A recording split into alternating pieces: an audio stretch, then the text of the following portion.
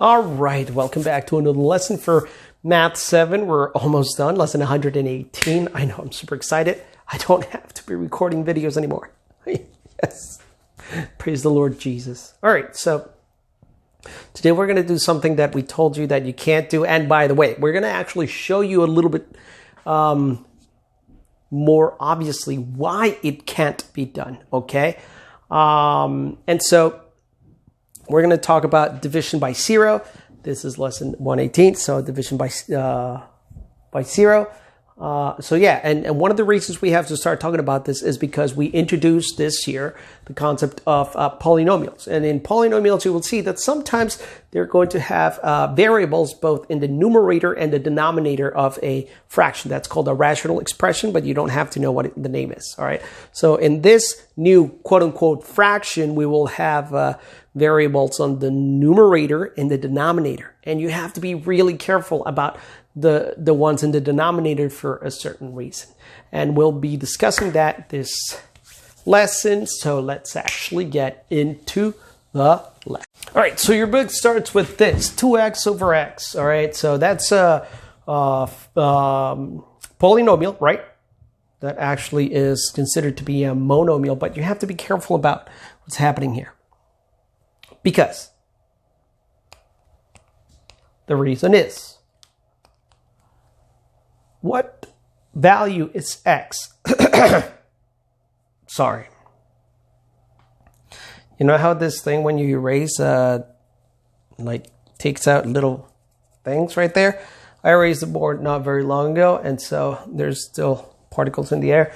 And when I was thinking, I opened my mouth and some of it went into my throat. But I'm good now. All right, so we have 2x over x, right?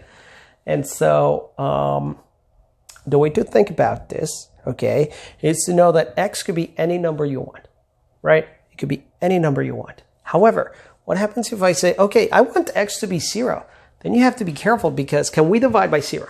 And the reason is no, we cannot divide by 0. And I'm going to show you with a calculator. I know that you guys have a different calculator than mine, but in a couple of years, you might even get one that is super close to it. All right, so I'm just going to divide 0 by 0, okay? And the reason I'm going to divide 0 by 0, let's actually do the math here, and then I'm going to show you why. So I'm going to say, okay, I want x to be 0. So then I'm going to have 2 times 0 over 0, right? And so 2 times 0 is going to be 0 over 0. Okay, I have 0 over 0, okay? So let's actually divide that in a calculator. And I'm going to show you right now. Okay, so this is my calculator. I'm going to zoom in so you guys get it. And I literally divided 0 divided by 0. That's how it looks in a calculator. And then I press enter, and look at that error, divide by 0. You cannot. It says attempted calculation contains division by 0, calculation fails. So you cannot do it. A calculator can't do it. So if a calculator can't do it, you can't do it, right? And look at the board being zoomed in now. It has 0 divided by 0. 0 divided by 0, you can't do it, okay? So let's actually explain why you can't do that, all right? Oh, okay. So this is the first example, and I'm going to explain it this way. And I know I put A onto the right and B to the left, but there's a very good reason for it, okay? So understand this. This is a number line, right?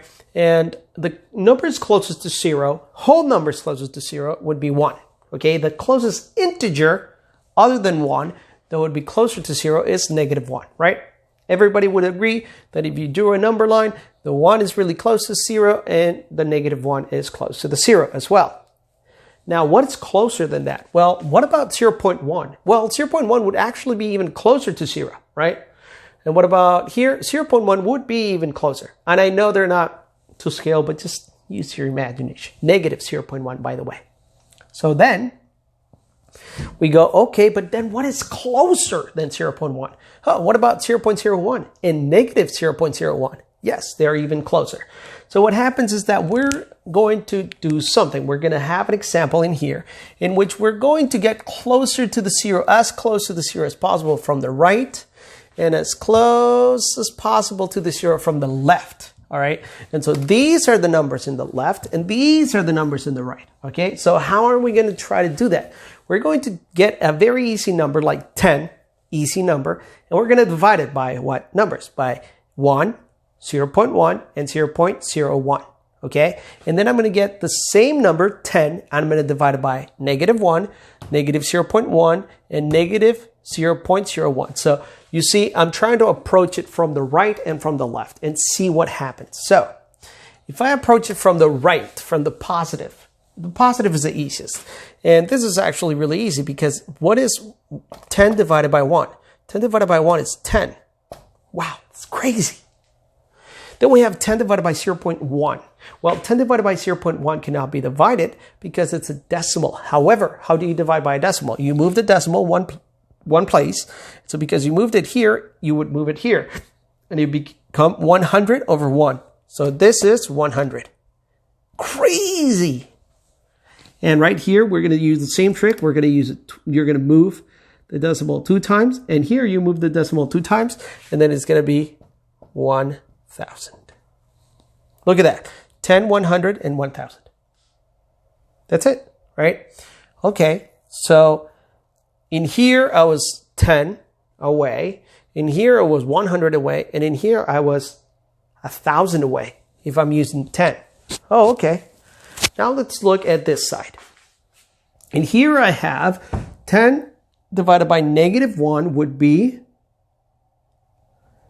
-10. And here, 10 divided by -0.1. Again, we cannot divide by a decimal. We have to move the decimal from here to here. So it becomes -100. And in here it becomes -1,000. We already did the math. That's not the important part here. This is crazy though, because which one of these numbers is larger or closer to 0? This is closer to 0. Remember that for negative numbers, the quote unquote larger the number is, the smaller it is because it's further away from 0. I know. And it's kind of hard, but -1,000 is less than -10. -10 is greater than -100. So as we start getting closer and closer and closer to 0 here, we start getting smaller and smaller and smaller numbers. And so we start to reach what we say negative infinity. So we're going to start getting smaller and smaller and smaller numbers because negative infinity is not as large as you think. It's actually very small. Because if they said, okay, how much money would you like? Would you like infinity or negative infinity? I'm pretty sure most of you would say infinity. Whoever says negative infinity has no idea how math works because negative infinity is nothing. It's like the least amount number that there is. So yeah, don't ever do that. So negative infinity, okay? So when we start getting from the left, from the negative side to 0, we get negative infinity. When we start dividing by a smaller and smaller and smaller number from the left of 0. When we start to divide from a number that is smaller and smaller and smaller from the left of 0, we start getting to closer to positive infinity.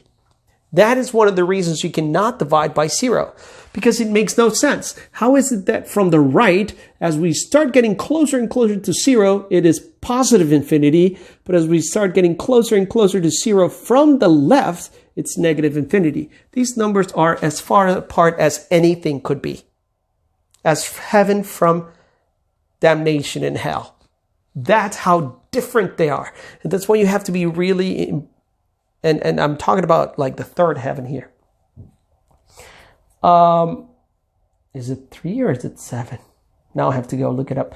Anyway, so that's what I'm trying to tell you. They're polar opposites. They could never really be there. That's why you can never divide by 0, because it makes no sense. Okay?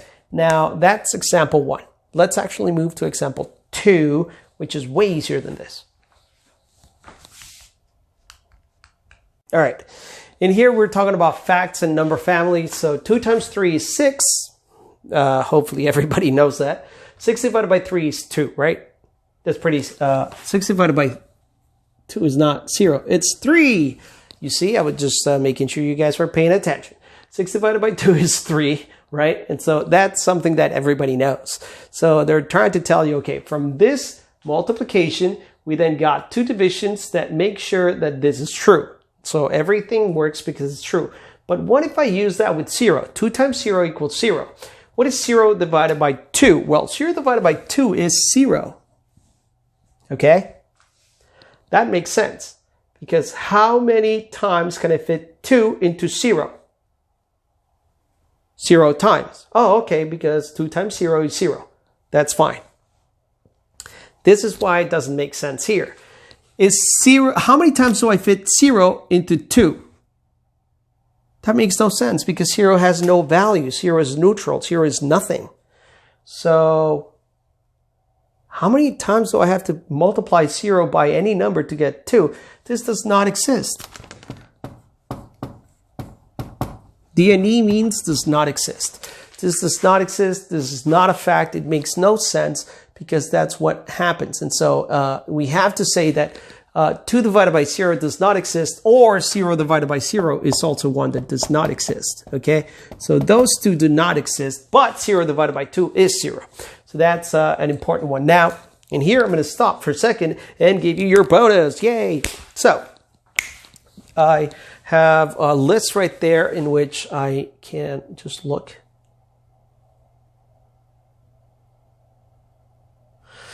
And see, yeah,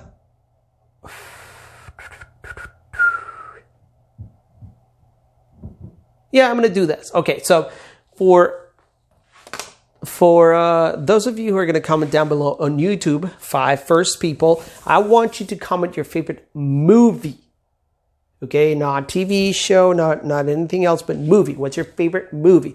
And I know there could be a ton of movies. I'm one of those people that have problem actually picking what is my favorite movie because there's so many good movies. So it depends, but just pick one of your favorites then. Okay, I don't really need to know whether or not it's your favorite, but you know what I mean. And then for those of you who actually want to comment and get to the YouTube video and see it's too late, then please write, what is your favorite candy? What is your favorite candy? Like candy, it could be anything. It could be man, I'm blanking on candy because I haven't had candy in a while. Sour Patch Kids, that's what I was trying to do. Or it could be Starburst, or oh my goodness, what is the name of that candy? I totally forget because I haven't had any. Airheads is the other one I was thinking about. So Sour Patch Kids, Skittles, Starburst, Airheads. You could put Hershey's Kisses. I don't know, whatever you want. Snickers, Twix, whatever. So yeah, Milky Way. Yeah, anything. So yeah, for those of you who comment on Google Classroom, that would be your question. All right, let's get into the last example and we'll be done with lesson 118.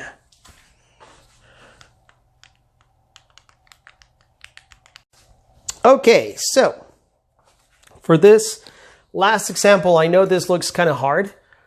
Y equals 12 over 3 plus x. And one of the things that they say is like, what if you wanted to graph this? Well, yes, you can actually graph this, but we're not going to ask you to graph it. We're just saying, what if we asked you to graph it? Would you always be able to graph it? Like, is it going to be able to be a function that is going to be easy to graph? The answer is obviously not. I'm going to tell you why. It's a rule of thumb that if you have a variable in the denominator, it's not going to be easy, period. One of the reasons is because can you divide by 0? You can't. We've actually gone through 2 examples of why you can't divide by 0. It just makes no sense. Your calculator can't do it. You can't do it. So the question is, what if we asked you to graph this? Would you be able to do it continuously, making it all be like a line? A line is continuous. It doesn't break at any point. But in here, it would not look the same. And I'm not going to ask you what it looks like. This is going to be an introduction to, I think, lesson 119 and 120. Not sure. I think I reviewed them before, like I looked over the title. You got to understand, I've been teaching this classes for too long. I kind of already know what each lesson is just by telling me what the title is. So you tell me the title, I'm like, oh, okay, I already know what it is. So yeah, I know. Been teaching these classes for longer, not for about as long as you have been in school. That's how long I've been teaching these classes. Crazy.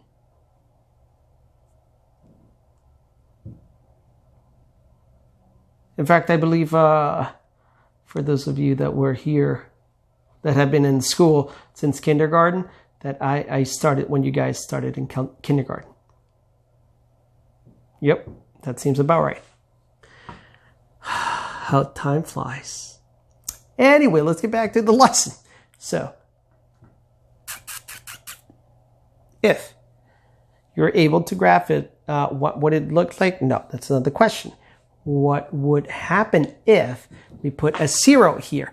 Well, if we put a 0 instead of the x, what is 3 plus 0? It's 3. 12 divided by 3 is 4. Boom, no problem. However, there's a value, there's something that we cannot put here that would make the denominator equal 0, and then we cannot graph that point. So what happens is that we need to find that out, okay? So what could make 3 into a 0 that we add to? All right, what do you mean? So we add 3 plus this number and we get a 0. 3 plus this number would equal 0. So I'm literally saying 3 plus this number equals 0. Isn't this what I have right here? Yes, you're supposed to do that. You're literally supposed to take this one, put it right here, and then make it equal to 0. So that then I can find the number that I'm not able to put in my function, or in my function. That's what it's called. It's a function or equation. All right, so now that I did this, what does the 3 do into the x? The 3 is adding to the x, but we are supposed to solve for x, meaning leave x by itself. So because I have to leave x by itself, I need to move that 3. The 3 is adding to the x, so I need to subtract. Because I subtract, then